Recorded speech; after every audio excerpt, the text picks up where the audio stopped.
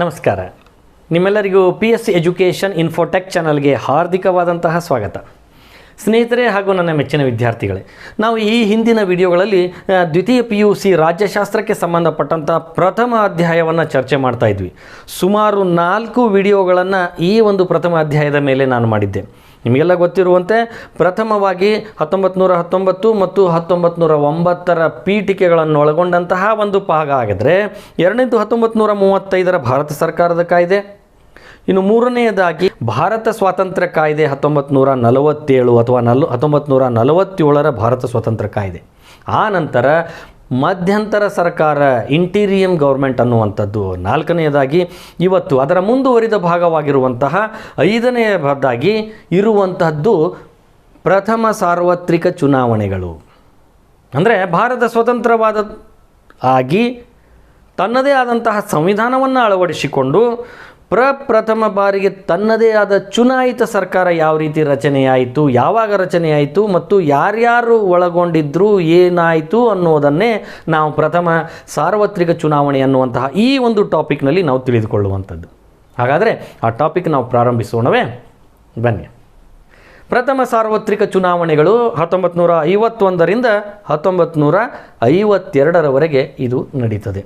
ಅಂದರೆ ನಮ್ಮ ಭಾರತ 1950ರಲ್ಲಿ ಸಂವಿಧಾನವನ್ನು ಜಾರಿಗೊಳಿಸಿ ಆ ಸಂವಿಧಾನದ ಪ್ರಕಾರ ತನ್ನದೇ ಆದಂತಹ ಸ್ವತಂತ್ರ ಚುನಾವಣಾ ಆಯೋಗವನ್ನು ರಚನೆ ಮಾಡಿಕೊಂಡು ಆ ಆಯೋಗ ಚುನಾವಣೆಗೆ ಬೇಕಾದ ಸಿದ್ಧತೆಗಳನ್ನು ಮಾಡಿಕೊಂಡು ಆ ಸಿದ್ಧತೆಯ ಆಧಾರದ ಮೇಲೆ 1951ರಿಂದ 1952ರ ಅವಧಿಯಲ್ಲಿ ಬೃಹತ್ ಭಾರತದಲ್ಲಿ ಚುನಾವಣೆಗಳನ್ನು ನಡೆಸ್ತದೆ.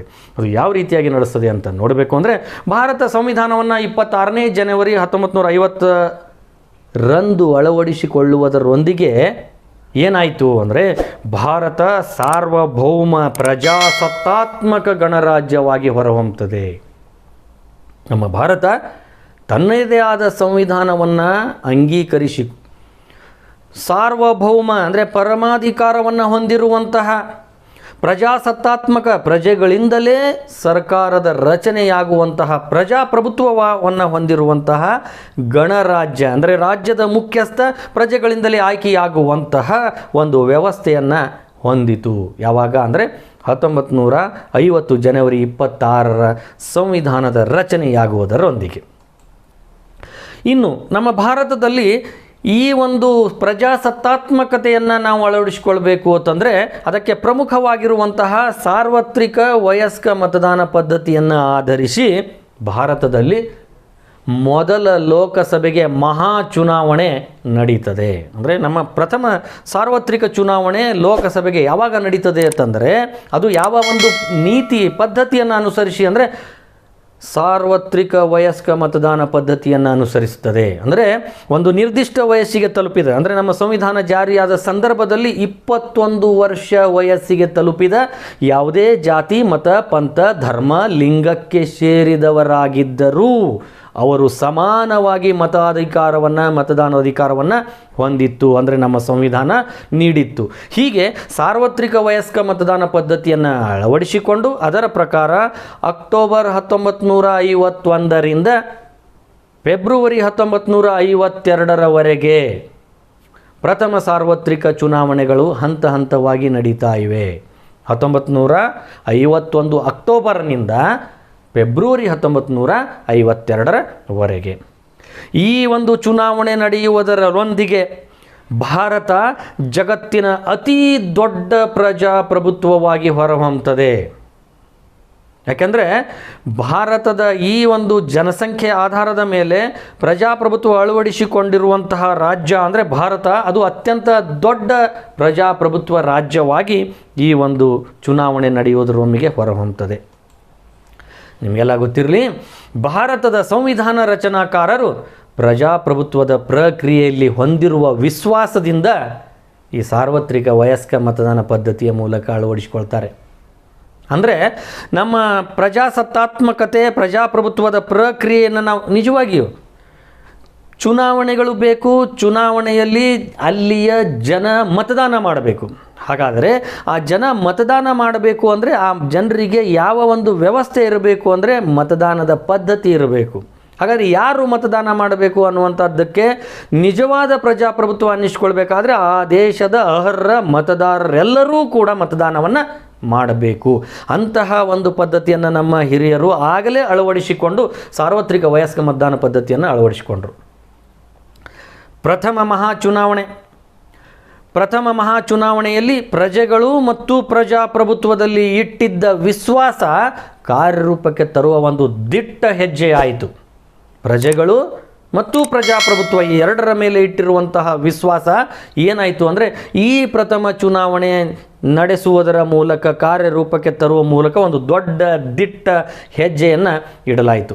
ನಿಮಗೆ ಒಂದು ವಿಷಯ ನಾನು ಹೇಳಲಿಕ್ಕೆ ಇಷ್ಟಪಡ್ತೇನೆ. ನಮ್ಮ ಭಾರತ ಸ್ವತಂತ್ರವಾದಂದಿನಿಂದ ಯಾವುದೇ ತಾರತಮ್ಯವಿಲ್ಲದೆ ಎಲ್ಲರಿಗೂ ಮತದಾನದ ಹಕ್ಕನ್ನು ನೀಡಿರುವಂತಹ ರಾಜ್ಯ. ಇದೇ ನಮ್ಮ ದೊಡ್ಡಣ್ಣ ಅಂತ ಕರಿತೀವಿ ವಿಶ್ವದ USA ಅಮೇರಿಕಾದಲ್ಲಿ ಒಂದು ದೊಡ್ಡ ಅರ್ಧಕ್ಕಿಂತ ಹೆಚ್ಚು ಅಥವಾ ಅರ್ಧದಷ್ಟು ಭಾಗವನ್ನು ಹೊಂದಿರುವಂತಹ ಜನರಿಗೆ ಅಲ್ಲಿ ಮತಾಧಿಕಾರ ಇರಲಿಲ್ಲ. 1919ರಲ್ಲಿ ಅಲ್ಲಿ ಆ ಮತಾಧಿಕಾರ ನೀಡಿದರು. ಯಾರಿಗೆ ಅಂತೀರಿ? ಮಹಿಳೆಯರಿಗೆ ಮತದಾನದ ಹಕ್ಕು 1919ರವರೆಗೆ ಅಮೇರಿಕಾದಲ್ಲಿರಲಿಲ್ಲ. ಆದರೆ ನಮ್ಮ ಭಾರತ 1947ರಲ್ಲಿ ಸ್ವಾತಂತ್ರ್ಯ ಹೊಂದು 50ರಲ್ಲಿ ಆ ಸಂವಿಧಾನ ಅಂಗೀಕರಿಸಿ 51ರಲ್ಲಿ ಪ್ರಥಮ ಸಾರ್ವತ್ರಿಕ ಚುನಾವಣೆ ನಡೆಸುತ್ತದೆ. ಆ ಸಾರ್ವತ್ರಿಕ ಚುನಾವಣೆಯಲ್ಲಿ ಯಾವುದೇ ತಾರತಮ್ಯವಿಲ್ಲದೆ ಸ್ತ್ರೀಯರಿಗೂ ಪುರುಷರಿಗೂ ಅಂದರೆ ನಿರ್ದಿಷ್ಟ ವಯಸ್ಸು ತಲುಪಿದೆ ಎಲ್ಲರೂ ಕೂಡ ಮತಾಧಿಕಾರವನ್ನು ಹೊಂದಿರುವಂಥದ್ದು. ಇದು ನಮ್ಮ ಭಾರತದ ಅತ್ಯಂತ ಶ್ರೇಷ್ಠತೆಯನ್ನು, ಪ್ರಜಾಪ್ರಭುತ್ವದ ಬಗ್ಗೆ ತನ್ನ ಇರುವ ಒಲವನ್ನು ತೋರಿಸುವಂಥದ್ದು. ಇದನ್ನೇ ನಾವು ಅನ್ನೋದು ಈ ರೀತಿಯ ಪ್ರಜಾಪ್ರಭುತ್ವವನ್ನು ಜಾರಿಗೆ ತರುವ ಒಂದು ದಿಟ್ಟ ಹೆಜ್ಜೆ ಈ ಪ್ರಥಮ ಸಾರ್ವತ್ರಿಕ ಚುನಾವಣೆ ಆಗ್ತದೆ. ಪ್ರಜಾಪ್ರಭುತ್ವದ ಇತಿಹಾಸದಲ್ಲಿ ಈ ಮಹಾ ಚುನಾವಣೆಗಳು ಒಂದು ಬೃಹತ್ ರಾಜಕೀಯ ಪ್ರಯೋಗ ಆಗ್ತದೆ. ಯಾಕಂದರೆ ಚುನಾವಣೆ ನಡೆಸೋದು ಅಂದರೆ ಸುಲಭದ ಮಾತಲ್ಲ. ನಿಮಗೆಲ್ಲ ಗೊತ್ತಿರುವಂತೆ ಚುನಾವಣೆ ನಡೆದಂಥ ಸಂದರ್ಭದಲ್ಲಿ ಎಷ್ಟೊಂದು ದೊಡ್ಡ ಪ್ರಮಾಣದಲ್ಲಿ ಅವ್ಯವಹಾರಗಳು ನಡೀತಾ ಇವೆ, ಗಲಭೆಗಳು ನಡೀತಾ ಇವೆ, ಮುಂತಾದ ಚಟುವಟಿಕೆ ನಡೀತವೆ. ಆದರೆ ಇಂಥ ದೊಡ್ಡ ಬೃಹತ್ ಜನಸಂಖ್ಯೆ ಹೊಂದಿರುವಂತಹ ಭಾರತದಲ್ಲಿ ಶಾಂತಿಯುತವಾಗಿ ಚುನಾವಣೆ ನಡೆಸಬೇಕು ಅಂದರೆ ಅದೊಂದು ದೊಡ್ಡ ಸಾಹಸವೇ ಸರಿ. ಇಂತಹ ಈ ಸಾಹಸವನ್ನು ನಮ್ಮ ಭಾರತೀಯರು ಯಶಸ್ವಿಗೊಳಿಸಿರುವಂಥದ್ದು ನಮ್ಮ ಪ್ರಥಮ ಸಾರ್ವತ್ರಿಕ ಚುನಾವಣೆ. ಹಾಗಾಗಿ ಈ ಮಹಾ ಚುನಾವಣೆ ಒಂದು ಬೃಹತ್ ರಾಜಕೀಯ ಪ್ರಯೋಗ ಅಂತ ಅನ್ನಲಿಕ್ಕೆ ಕಾರಣ ಆಯಿತು. ನೀವೆಲ್ಲ ನೋಡಿದಂತೆ ಯಾವ ರೀತಿಯಾಗಿ ಆ ಚುನಾವಣೆ ನಡೀತು ಅಂದರೆ ಈ ಕೆಳಕಂಡ ಅಂಶಗಳನ್ನು ನಾವು ಗಮನಿಸಿದಾಗ ಇದು ಜಗತ್ತಿನ ಅತ್ಯಂತ ದೊಡ್ಡ ಸ್ವತಂತ್ರ ಚುನಾವಣೆ ಎಂದು ಸಾಬೀತು ಯಾಕಾಗ್ತದೆ ಅನ್ನೋದನ್ನು ಈ ಕೆಳಗಿನ ಅಂಶಗಳನ್ನು ನಮಗೆ ಕಂಡಾಗ ಗೊತ್ತಾಗ್ತದೆ. ಯಾವುದು? ಮೊದಲನೆಯದಾಗಿ ಚುನಾವಣೆಗಳು ನಡೆದಂತಹ ಒಟ್ಟು ಲೋಕಸಭಾ ಸ್ಥಾನಗಳೆಷ್ಟು ಅಂದರೆ 489 ಸ್ಥಾನಗಳು ನಮ್ಮ ಒಟ್ಟು ಲೋಕಸಭಾ ಸ್ಥಾನಗಳು. ಇವು ಚುನಾವಣೆ ನಡೆದಂಥದ್ದು. ಇನ್ನು ಇಲ್ಲಿ ಮತದಾರರ ಸಂಖ್ಯೆ ಎಷ್ಟಿತ್ತು ಅಂತಂದರೆ 176 ಮಿಲಿಯನ್ ಮತದಾರರನ್ನು ಈ ಒಂದು ಪ್ರಥಮ ಸಾರ್ವತ್ರಿಕ ಚುನಾವಣೆ ಒಳಗೊಂಡಿತ್ತು. 176 ಮಿಲಿಯನ್ ಮತದಾರರು ನಮ್ಮ ಮೊದಲ ಚುನಾವಣೆಯಲ್ಲಿ ರಿಜಿಸ್ಟರ್ಡ್ ಆದವರು, ಮತದಾರರ ಪಟ್ಟಿಗೆ ಸೇರ್ಪಡೆ ಆದವರು. ಮತದಾನ ಮಾಡಿದವರು ಒಟ್ಟು ಸಂಖ್ಯೆ ಎಷ್ಟು ಅಂತಂದರೆ 105.5 ಮಿಲಿಯನ್. ಅಂದರೆ 45% ಜನ ಮತದಾನ ಮಾಡ್ತಾರೆ. ಮತದಾನ ಮಾಡಿದವರ ಒಟ್ಟು ಸಂಖ್ಯೆ 105.5 ಮಿಲಿಯನ್.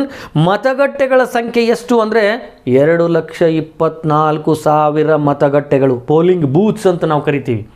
2,24,000 ಪೋಲಿಂಗ್ ಬೂತ್ಗಳನ್ನು ನಮ್ಮ ಪ್ರಥಮ ಸಾರ್ವತ್ರಿಕ ಚುನಾವಣೆಯಲ್ಲಿಯೇ ಸ್ಥಾಪಿಸಲಾಗಿತ್ತು. ಇನ್ನು ಶೇಕಡಾವಾರು ಮತದಾನ ನಾವು ಪರಿಗಣನೆ ಮಾಡಿದರೆ 45% ಶೇಕಡಾವಾರು ಮತದಾನ ಆಗಿತ್ತು. ಚುನಾವಣಾ ಕಣದಲ್ಲಿ ರಾಜಕೀಯ ಪಕ್ಷಗಳು ಎಷ್ಟು ಭಾಗವಹಿಸಿದ್ರು ಅಂತಂದರೆ ಸುಮಾರು 70 ರಾಜಕೀಯ ಪಕ್ಷಗಳು ಮೊದಲ ಚುನಾವಣೆಯಲ್ಲಿಯೇ ಭಾಗವಹಿಸಿದ್ವು. ನಿಮಗೊಂದು ಗೊತ್ತಿರಲಿ, ನಮ್ಮ ಸಂವಿಧಾನದಲ್ಲಿ ನಮ್ಮಲ್ಲಿ ಇದೇ ರೀತಿಯ ರಾಜಕೀಯ ಪಕ್ಷ ಪದ್ಧತಿ ಇರಬೇಕು ಅಂತ ಎಲ್ಲಿಯೂ ಕೂಡ ಉಲ್ಲೇಖ ಇಲ್ಲ.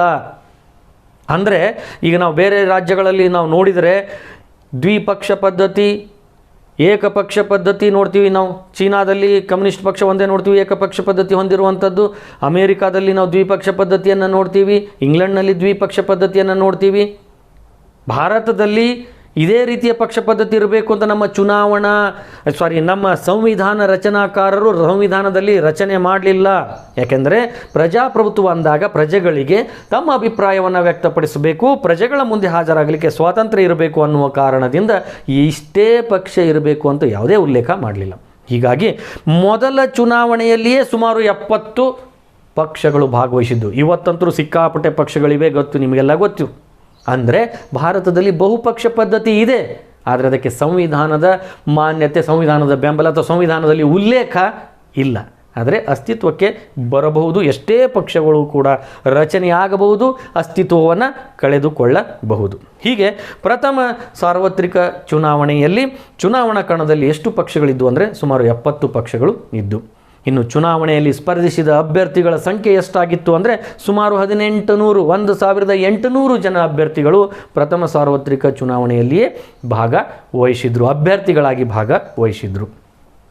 ಇನ್ನು ಅದರ ಫಲಿತಾಂಶ ಏನಾಗಿತ್ತು ಅನ್ನೋದನ್ನು ನಾವು ಚರ್ಚೆ ಮಾಡಬೇಕು ಅಂತಂದರೆ, ಪ್ರಥಮ ಮಹಾ ಚುನಾವಣೆಯ ಫಲಿತಾಂಶ ಮತ್ತು ಕೆಲವು ಪಕ್ಷಗಳ ಸ್ಥಾನ ಯಾವ ರೀತಿಯಾಗಿತ್ತು ಅನ್ನೋದನ್ನು ನಾವು ನೋಡಬೇಕು. ಅಂದರೆ ಇಲ್ಲಿ ನೋಡಬೇಕು ನಾವು, ಒಂದು ಕಡೆ ಭಾರತೀಯ ರಾಷ್ಟ್ರೀಯ ಕಾಂಗ್ರೆಸ್ ಏನು ಸ್ವಾತಂತ್ರ್ಯ ಬ್ರಿಟಿಷರನ್ನು ಭಾರತದಿಂದ ತೊಲಗಿಸಲಿಕ್ಕೆ ಹೋರಾಟಕ್ಕಾಗಿ ರಚನೆಗೊಂಡಂತಹ ಭಾರತೀಯ ರಾಷ್ಟ್ರೀಯ ಕಾಂಗ್ರೆಸ್ ಪ್ರಥಮ ಚುನಾವಣೆಯಲ್ಲಿ ಒಂದು ಪಕ್ಷವಾಗಿ ಚುನಾವಣೆಯಲ್ಲಿ ಸ್ಪರ್ಧೆ ಮಾಡಿತ್ತು. ಅವತ್ತಿನಿಂದ ಇವತ್ತಿನವರೆಗೂ ಅದು ಚುನಾವಣೆಯಲ್ಲಿ ಪಕ್ಷವಾಗಿ ಭಾಗವಹಿಸ್ತಾ ಇದೆ. ಆ ಭಾರತೀಯ ರಾಷ್ಟ್ರೀಯ ಕಾಂಗ್ರೆಸ್ ಎಷ್ಟು ಶೇಕಡಾವಾರು ಮತದಾನ ಪಡೀತು ಅಂದರೆ 45% ಶೇಕಡಾವಾರು ಮತದಾನವನ್ನು ಪಡೀತು. ಸ್ಥಾನಗಳು ಎಷ್ಟು ಪಡೀತು ಅಂದರೆ ಸುಮಾರು 364 ಸ್ಥಾನಗಳನ್ನು ಮೊದಲ ಸಾರ್ವತ್ರಿಕ ಚುನಾವಣೆಯಲ್ಲಿ ಭಾರತೀಯ ರಾಷ್ಟ್ರೀಯ ಕಾಂಗ್ರೆಸ್ ಪಡೀತು. ಇನ್ನು ಆಗ ಅಸ್ತಿತ್ವದಲ್ಲಿರುವಂತಹ ಭಾರತದ ಕಮ್ಯುನಿಸ್ಟ್ ಪಕ್ಷ ಅಂತ ಅದು ಸುಮಾರು 3.29 ವೋಟ್ ಶೇರ್ ಅಥವಾ ಶೇಕಡಾವಾರು ಮತದಾನವನ್ನು ಪಡೆದುಕೊಂಡಿತ್ತು. ಎಷ್ಟು ಸ್ಥಾನಗಳನ್ನು ಆಯ್ಕೆಯಾಗಿತ್ತು ಅಂದರೆ 16 ಸ್ಥಾನಗಳನ್ನು ಆಯ್ಕೆ ಆಗಿತ್ತು.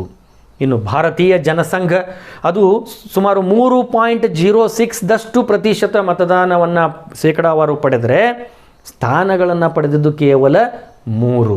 ಇಲ್ಲಿ ನೀವು ನೋಡ್ಬೋದು, ಕಮ್ಯುನಿಸ್ಟ್ ಪಕ್ಷ 3.29 ಕೇವಲ 0.29 ಅನ್ನೋಕ್ಕಿಂತ 0.23 ಶೇಕಡಾವಾರು ಮತ ಹೆಚ್ಚು ಪಡೆದರೂ ಸ್ಥಾನಗಳಲ್ಲಿ ಮಾತ್ರ 16 ಸ್ಥಾನಗಳನ್ನು ಪಡೆದರೆ ಜನಸಂಘ ಮಾತ್ರ ಕೇವಲ 3 ಸ್ಥಾನಗಳನ್ನು ಪಡೆದದ್ದನ್ನು ನಾವು ನೋಡ್ತೀವಿ. ಇನ್ನು ಅಖಿಲ ಭಾರತೀಯ ಹಿಂದೂ ಮಹಾಸಭಾ 0.95% ಮತ ಪಡೆದರೂ ಕೂಡ ಸ್ಥಾನಗಳನ್ನು ಪಡೆದಾಗ ನೋಡ್ತೀವಿ ನಾವು 4 ಸ್ಥಾನಗಳನ್ನು ಪಡೆದುಕೊಂಡಿರುವಂಥದ್ದನ್ನು ನಾವು ನೋಡ್ತೀವಿ. ಇನ್ನು ಪರಿಶಿಷ್ಟ ಜಾತಿ ಒಕ್ಕೂಟ ಅದು 2.38% ಶೇಕಡಾವಾರು ಮತದಾನ ಪಡೆದರೆ 2 ಸ್ಥಾನಗಳನ್ನು ಪಡೆದುಕೊಂಡಿತ್ತು. ಇನ್ನು ಇಂಡಿಪೆಂಡೆಂಟ್ ಆಗಿ ಭಾಗವಹಿಸಿರುವ ಅಭ್ಯರ್ಥಿಗಳು ಅವರು ಸುಮಾರು 16% ಮತಗಳನ್ನು ಪಡೆದು ಸುಮಾರು 27 ಸ್ಥಾನಗಳನ್ನು ಇಲ್ಲಿ ಪ್ರಥಮ ಮಹಾಚುನಾವಣೆಯಲ್ಲಿ ಪಡೆದುಕೊಂಡಿದ್ದು. ಇನ್ನು ಕಿಸಾನ್ ಮಜ್ದೂರ್ ಪ್ರಜಾ ಪಾರ್ಟಿ 6% ಮತದಾನ 9% ಅದು 9 ಸ್ಥಾನಗಳನ್ನು ಹೊಂದಿತ್ತು. ಈ ಮೇಲಿನ ಇವೆಲ್ಲ ನೋಡಿದರೆ ಇಲ್ಲಿ ಇನ್ನೂ ಅನೇಕ 1, 2 ಅನ್ನುವಂತಹ ಪಕ್ಷಗಳು ಸ್ವತಂತ್ರವಾಗಿರುವಂಥದ್ದು ಇದ್ದು ಅವೆಲ್ಲವೂ ಕೂಡ ನಾವು ಕನ್ಸಿಡರ್ ಮಾಡಿದರೆ ಈ ಅಂಶಗಳನ್ನು ನಾವು ನೋಡಿದಾಗ ಗಮನಿಸಿದಾಗ ನಮಗೇನು ಕಂಡು ಬರ್ತಾ ಇದೆ ಅಂತಂದರೆ, ಲೋಕಸಭೆಯಲ್ಲಿ 74.5% ಸ್ಥಾನಗಳನ್ನು ಪಡೆದ ಕಾಂಗ್ರೆಸ್ ಪಕ್ಷ ಜನಾದರಣೀಯ ಪಕ್ಷವಾಗಿ ಹೊರಹೊಮ್ಮಿತು. ನೋಡಿ, ಪ್ರಥಮ ಸಾರ್ವತ್ರಿಕ ಚುನಾವಣೆಯಲ್ಲಿ ಯಾವ ಪಕ್ಷ ಜನಾದರಣೀಯ ಪಕ್ಷವಾಗಿ ಹೊರಹೊಮ್ಮಿತ್ತು ಅಂದರೆ 74.5% ಸ್ಥಾನವನ್ನು ಪಡೆಯುವುದರ ಮೂಲಕ ಕಾಂಗ್ರೆಸ್ ಪಕ್ಷ ಜನಾದರಣೀಯ ಪಕ್ಷವಾಗಿ ಹೊರಹೊಮ್ಮುತ್ತದೆ. ಇನ್ನು ಎರಡನೆಯದಾಗಿ ನಾವು ನೋಡಬೇಕು, ಈ ವಿಶೇಷತೆಯನ್ನು ನೋಡಬೇಕು ಪ್ರಥಮ ಸಾರ್ವತ್ರಿಕ ಚುನಾವಣೆದು ಅಂತಂದರೆ, ಭಾರತದ ಮತದಾರರು ಬಡತನ ಮತ್ತು ಅನಕ್ಷರತೆಯಿಂದ ಕೂಡಿದ್ದರು. ಶೇಕಡಾವಾರು ಪ್ರಮಾಣ 45% ಮತದಾನ ಮಾಡಿ ರಾಜಕೀಯವಾಗಿ ಜಾಗೃತಿ ಹೊಂದಿದ್ದರೆಂಬ ಅಂಶ ವ್ಯಕ್ತವಾಗ್ತಾ ಇದೆ. ಅಂದರೆ ಮತದಾನ ಮಾಡುವುದರ ಮೂಲಕ 45% ಕಡಿಮೆ ಏನಲ್ಲ.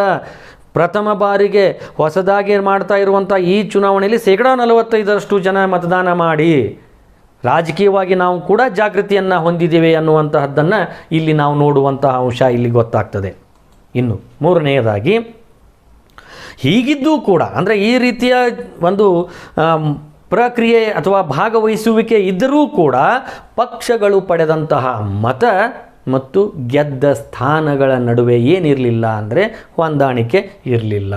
ನಾನು ಆವಾಗಲೇ ನಿಮಗೆ ಹೇಳಿದೆ, ಅಲ್ಲಿ ಶೇಕಡಾವಾರು ಪಡೆದ ಮತಗಳು ಹಾಗೂ ಪಡೆದ ಸ್ಥಾನಗಳ ಮಧ್ಯದನ್ನು ನಾವು ಪರಿಗಣನೆ ಮಾಡಿದಾಗ ಜನಸಂಘ ಶೇಕಡಾ 3.06 ಮಾಡಿದ್ರೂ ಕೂಡ ಕೇವಲ 3 ಸ್ಥಾನಗಳನ್ನು ಹೊಂದಿದರೆ, ಅಲ್ಲಿಯೇ ನೋಡಿ ಇನ್ನೂ ಒಂದು ಅಂತಂದರೆ ಹಿಂದೂ ಮಹಾಸಭಾ ಕೇವಲ 0.95 ಮತಗಳನ್ನು ಪಡೆದಿದ್ದರೂ 4 ಸ್ಥಾನಗಳನ್ನು. ಹೀಗೆ ಏನಾಗಿತ್ತು ಅಂದರೆ ಅಲ್ಲಿ ಪಡೆದ ಪಕ್ಷಗಳ ಮತ ಮತ್ತು ಸ್ಥಾನಗಳ ಮಧ್ಯದಲ್ಲಿ ಹೊಂದಾಣಿಕೆ ಇರಲಿಲ್ಲ ಅನ್ನೋದನ್ನು ನಾವು ನೋಡಬಹುದು.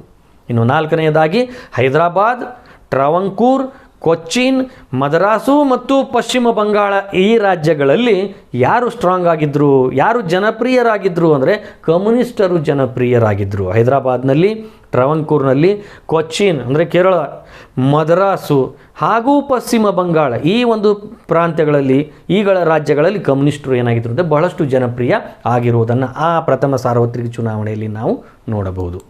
ಇನ್ನು ಐದನೆಯದಾಗಿ, ಗ್ರಾಮಾಂತರ ಪ್ರದೇಶಗಳಲ್ಲಿ 60% ಮತ್ತು ನಗರ ಪ್ರದೇಶಗಳಲ್ಲಿ 40% ಮತದಾನ ಆಯಿತು. ಅಂದರೆ ಗ್ರಾಮೀಣ ಭಾಗದಲ್ಲಿ 60%, ನಗರ ಪ್ರದೇಶಗಳಲ್ಲಿ 40% ಮತದಾನ ಆಗಿತ್ತು. ಇನ್ನು ಆರನೆಯದಾಗಿ, ಚುನಾವಣೆಗಳು ಸಂಪೂರ್ಣ ಪ್ರಕ್ರಿಯೆಯು ಹೇಗೆ ನಡೀತು ಅಂದರೆ ಶಾಂತಿಯುತವಾಗಿ ನಡೆಯಿತು. ಚುನಾವಣೆ ಅತ್ಯಂತ ಶಾಂತಿಯುತವಾಗಿ ಪ್ರಕ್ರಿಯೆ ಕಂಪ್ಲೀಟಾಗಿ ಪ್ರಥಮ ಸಾರ್ವತ್ರಿಕ ಚುನಾವಣೆ ನಡೀತು. ಇನ್ನು ಏಳನೆಯದಾಗಿ, ಅತ್ಯಂತ ಪ್ರಮುಖವಾಗಿ ಗಮನಿಸಬೇಕಾಗಿರುವಂತಹ ಅಂಶ ಏನೆಂದರೆ, ಸಂವಿಧಾನ ರಚನಾಕಾರರಾಗಿರುವಂತಹ, ಸಂವಿಧಾನ ಶಿಲ್ಪಿ ಎಂದು ಕರೆಸಿಕೊಂಡಿರುವಂತಹ, ದುರ್ಬಲ ವರ್ಗದ ನಾಯಕರಾಗಿರುವಂತಹ ಡಾಕ್ಟರ್ BR ಅಂಬೇಡ್ಕರ್ ಅವರು ಬಾಂಬೆ ಕ್ಷೇತ್ರದಲ್ಲಿ ಕಜ್ರೋಲ್ಕರ್ ಅನ್ನುವವರಿಂದ ಪರಾಭವಗೊಳ್ತಾರೆ. ಅಂತಹ ವಿಪರ್ಯಾಸ ನೋಡಿ. ಪ್ರಥಮ ಸಾರ್ವತ್ರಿಕ ಚುನಾವಣೆಯಲ್ಲಿ ಸಂವಿಧಾನವನ್ನು ದೊರಕಿಸಿಕೊಟ್ಟಂತಹ, ಸಂವಿಧಾನವನ್ನೇ ಸಿದ್ಧಪಡಿಸಿದ ಕಾನೂನು ತಜ್ಞರಾಗಿರುವ ಡಾಕ್ಟರ್ BR ಅಂಬೇಡ್ಕರ್ ಅವರು ತಾವು ಸ್ಪರ್ಧಿಸಿದ ಬಾಂಬೆ ಕ್ಷೇತ್ರದಿಂದ ಅಲ್ಲಿ ಒಬ್ಬ ಕಜ್ರೋಲ್ಕರ್ ಎಂಬುವರ ಕೈಯಲ್ಲಿ ಏನಾಗ್ತಾರೆ ಅಂದರೆ ಪರಾಭವಗೊಳ್ತಾರೆ. ಇದು ಒಂದು ಪ್ರಥಮ ಸಾರ್ವತ್ರಿಕ ಚುನಾವಣೆಯ ವಿಶೇಷತೆಯೇ ಅನ್ಬೋದು. ಇನ್ನು ಈ ಪ್ರಥಮ ಲೋಕಸಭೆ ರಚನೆ ಆಯಿತು. ಈ ಪ್ರಥಮ ಲೋಕಸಭೆ ಯಾವ ರೀತಿ ರಚನೆ ಆಯಿತು ಅಂದರೆ 1952 ಫೆಬ್ರವರಿಯಲ್ಲಿ ಚುನಾವಣೆ ಮುಗಿದು ಕೌಂಟಿಂಗ್ ಆದ ಮೇಲೆ ರಚನೆ ಆದ ಮೇಲೆ, ಆ ರಚನೆ ಆದಂಥದ್ರಲ್ಲಿ ಪ್ರಥಮ ಲೋಕಸಭೆ ಎಷ್ಟು ಜನರ ಸದಸ್ಯರನ್ನು ಒಳಗೊಂಡಿತ್ತು ಅಂದರೆ 491 ಸ್ಥಾನಗಳನ್ನು ಹೊಂದಿತ್ತು. ಆವಾಗಲೇ ನಾವು ಚುನಾವಣೆ ನಡೆದಿದ್ದು 489 ಅಂದ್ವಿ, ಆದರೆ ಇಲ್ಲಿ 491 ಅಂತೀವಿ. ನಿಮಗೆಲ್ಲ ಗೊತ್ತಿರಲಿ, ಚುನಾವಣೆ ನಡೆದದ್ದು 489, ಆದರೆ ಲೋಕಸಭೆಯಲ್ಲಿ ಅಸ್ತಿತ್ವದಲ್ಲಿರುವಂತಹ ಒಟ್ಟು ಸ್ಥಾನಗಳೆಷ್ಟಿದ್ದು ಅಂದರೆ 491.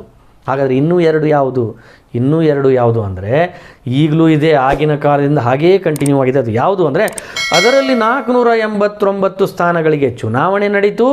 ಇನ್ನು 2 ಆಂಗ್ಲೋ ಇಂಡಿಯನ್ ಸದಸ್ಯರನ್ನು ನಾಮಕರಣ ಮಾಡಲಾಯಿತು. 2 ಆಂಗ್ಲೋ ಇಂಡಿಯನ್ ಅನ್ನುವಂತಹ ಆ ಒಂದು ವರ್ಗಕ್ಕೆ ನಾಮಕರಣ ಮಾಡುವುದರ ಮೂಲಕ ಲೋಕಸಭೆಯಲ್ಲಿ ಅವಕಾಶವನ್ನು ಮಾಡಿಕೊಡಲಾಯಿತು. ಈ ಆಂಗ್ಲೋ ಇಂಡಿಯನ್ಸ್ ಅಂದರೆ ಯಾರು? ಆಂಗ್ಲೋ ಇಂಡಿಯನ್ಸ್ ಅಂದರೆ ಬ್ರಿಟಿಷರು ದೇಶ ಬಿಟ್ಟು ಹೋಗುವಾಗ ಅವರು ಬ್ರಿಟಿಷರಾಗಿದ್ದು ಭಾರತದಲ್ಲಿಯೇ ತಾವು ಉಳಿದುಕೊಂಡು ಭಾರತೀಯರಾಗ್ತೀವಿ ಅನ್ನುವಂತಹ, ಹಾಗೂ ಭಾರತೀಯರ ಜೊತೆ ವೈವಾಹಿಕ ಸಂಬಂಧವನ್ನು ಹೊಂದಿರುವಂತಹ ಭಾರತೀಯರಾಗಿರುವಂಥವರು ಆಂಗ್ಲೋ ಇಂಡಿಯನ್ಸ್. ಹಾಗಾದರೆ ಆ ಆಂಗ್ಲೋ ಇಂಡಿಯನ್ಸ್ ಯಾರಾದರೂ ಈ 489ರಲ್ಲಿ ಯಾರೂ ಆಯ್ಕೆಯಾಗದೇ ಇದ್ದರೆ 2 ನಾಮಕರಣ ಮಾಡಲಿಕ್ಕೆ ನಮ್ಮ ಸಂವಿಧಾನ ಅವಕಾಶ ನೀಡಿದೆ. ಹಾಗಾಗಿ ಆ 489 ಸ್ಥಾನ ಚುನಾವಣೆ ನಡೀತು. ಅದರಲ್ಲಿ ಯಾರೂ ಆಯ್ಕೆಯಾಗದ ಕಾರಣ ಈ 2 ಈ ಒಂದು ಸ್ಥಾನಗಳಿಗೆ ಅಥವಾ ಈ ಲೋಕಸಭೆಗೆ ನಾಮಕರಣ ಮಾಡುವ ಮೂಲಕ ಆಯ್ಕೆ ಮಾಡಲಾಯಿತು. ಹೀಗೆ ಈ ಪ್ರಥಮ ಲೋಕಸಭೆಯ ಅಧ್ಯಕ್ಷರು ಯಾರಾಗಿದ್ದರು, ಸ್ಪೀಕರ್ ಅಂತ ಕರಿತೀವಿ. ಈ ಪ್ರಥಮ ಲೋಕಸಭೆಯ ಅಧ್ಯಕ್ಷರು ಯಾರಾಗಿದ್ದರು ಅಂದರೆ ಶ್ರೀ GV ಮಾವಳಂಕರ್ ಅವರು ಈ ಪ್ರಥಮ ಲೋಕಸಭೆಯ ಅಧ್ಯಕ್ಷರಾಗಿ ಕಾರ್ಯವನ್ನು ನಿರ್ವಹಿಸ್ತಾರೆ. ಇನ್ನು ಈ ಪ್ರಥಮ ಲೋಕಸಭೆ ಅಂದರೆ ಈ 5 ವರ್ಷದ ಅವಧಿಗೆ ನಡೆದಂತಹ ಈ ಒಂದು ಲೋಕಸಭೆಯು ಎಷ್ಟು ಅಧಿವೇಶನಗಳನ್ನು ನಡೆಸ್ತದೆ ಈ ತನ್ನ ಕಾರ್ಯಕಾಲದಲ್ಲಿ ಅಂದರೆ ಸುಮಾರು 14 ಅಧಿವೇಶನಗಳನ್ನು ನಡೆಸ್ತದೆ. ನಿಮಗೆಲ್ಲ ಗೊತ್ತು, ಒಂದು ಅಧಿವೇಶನ ಮಳೆಗಾಲದ ಅಧಿವೇಶನ, ಬೇಸಿಗೆ ಅಧಿವೇಶನ ಅಂತ ನಾವು ಕರಿತೀವಿ, ಆ ಸಂಸತ್ತಿನ ಅಧಿವೇಶನ, ಹೀಗೆ ಒಟ್ಟು 14 ಅಧಿವೇಶನಗಳನ್ನು ಈ ಪ್ರಥಮ ಲೋಕಸಭೆ ನಡೆಸ್ತದೆ. 167 ದಿನಗಳು ಅಥವಾ ಅತ್ಯಂತ ಹೆಚ್ಚು ಅವಧಿ ಎಂದು ದಾಖಲಾಗಿರುವಂತಹ 3784 ಗಂಟೆಗಳ ಕಾಲ ಅಧಿವೇಶನವನ್ನು ನಡೆಸಲಾಯಿತು. 14 ಅಧಿವೇಶನ, 167 ದಿನ, ಅದರಲ್ಲಿ ಎಷ್ಟು ಗಂಟೆ ಅಂದರೆ 3784 ಗಂಟೆಗಳ ಕಾಲ ಈ ಪ್ರಥಮ ಲೋಕಸಭೆಯ ಅಧಿವೇಶನಗಳನ್ನು ನಡೆಸಲಾಯಿತು. ಇನ್ನು ಪ್ರಥಮ ಲೋಕಸಭೆಯ ಅವಧಿ ಯಾವಾಗ ಮುಕ್ತಾಯ ಆಗ್ತದೆ, ಯಾವಾಗ ಪ್ರಾರಂಭ ಆಗ್ತದೆ ಅಂತಂದರೆ 17ನೇ ಏಪ್ರಿಲ್ 1952ರಿಂದ ಪ್ರಾರಂಭವಾಗಿ 4ನೇ ಏಪ್ರಿಲ್ 1957ರವರೆಗೆ ಇದು ಹೊಂದಿರ್ತದೆ. ಅಂದರೆ ಪ್ರಥಮ ಈ ಲೋಕಸಭೆಯ ಸಾರ್ವತ್ರಿಕ ಚುನಾವಣೆಯ ನಂತರ ರಚನೆಯಾದ ಲೋಕಸಭೆಯ ಅವಧಿ ಎಷ್ಟಿತ್ತು ಅಂದರೆ 17ನೇ ಏಪ್ರಿಲ್ 1952ರಿಂದ 4ನೇ ಏಪ್ರಿಲ್ 1957ರವರೆಗೆ ಈ ಲೋಕಸಭೆ ಅವಧಿ ನಡೀತದೆ. ನಂತರ ದ್ವಿತೀಯ ಮಹಾ ಚುನಾವಣೆ ನಡೀತದೆ. ಇದಿಷ್ಟು ಪ್ರಥಮ ಸಾರ್ವತ್ರಿಕ ಚುನಾವಣೆಯ ಕುರಿತು ಒಂದು ಸಂಕ್ಷಿಪ್ತವಾದ ಒಂದು ವಿವರಣೆ. ಈ ಒಂದು ಅವಧಿಯ ನಂತರ ನಾವು ಮುಂದಿನ ಒಂದು ಟಾಪಿಕ್ನಲ್ಲಿ ಯಾವ ಒಂದು ವಿಷಯವನ್ನು ನೋಡೋಣ ಅಂದರೆ ಇದೇ ಅಧ್ಯಾಯಕ್ಕೆ ಸಂಬಂಧಪಟ್ಟಂತೆ 1.5 ಆಗಿರುವ ದೇಶೀಯ ಸಂಸ್ಥಾನಗಳ ಏಕೀಕರಣ ಅನ್ನುವಂಥದ್ದನ್ನು ನಾವು ನೋಡೋಣ. ಸ್ನೇಹಿತರೆ, ನಿಮಗೆ ಈ ವಿಡಿಯೋ ಇಷ್ಟ ಆದಲ್ಲಿ ದಯವಿಟ್ಟು ಲೈಕ್ ಬಟನನ್ನು ಒತ್ತಿ ಹಾಗೂ ಆ ಚಾನಲನ್ನು ಸಬ್ಸ್ಕ್ರೈಬ್ ಮಾಡಿ. ನಮಸ್ಕಾರ.